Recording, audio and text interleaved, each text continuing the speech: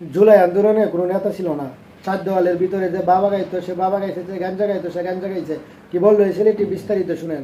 জুলাই আন্দোলনে কোনো নেতা ছিল না। চার দেয়ালে বয়া বয়া যে বাবা খাইতো হ্যাঁ বাবা খাইছে, যে গাঁজা খাইতো হ্যাঁ গাঁজা খাইছে, যে ফেন্সি খাইতো হ্যাঁ ফেন্সি খাইতো। কোনো শালায় বুয়ে হাত দিয়া কইতে পারবো না আমি আমার পদে বসার পর আমি আমার পদে আমার স্থানে আমি সইছিলাম।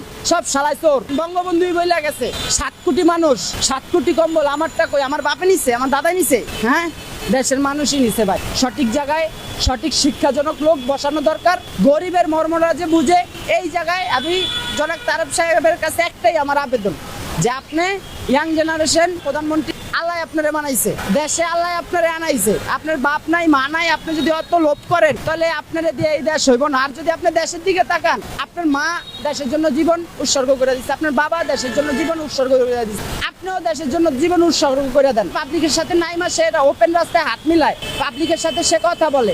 আমি মনে করি কি উনি দেশের বটগাছ, উনি এরকম ঢাকা সিটিতে যেই কটা অবস্থান করে কোন প্রত্যেক থানায় থানায় বইলা দেখ, উনি কোনো ব্যবচার চলবো না। প্রত্যেক এমপিরে বইলা দেখ, মন্ত্রীরে বইলা দেখ, দেশে বিচার সুস্থ বিচার করতে হইব।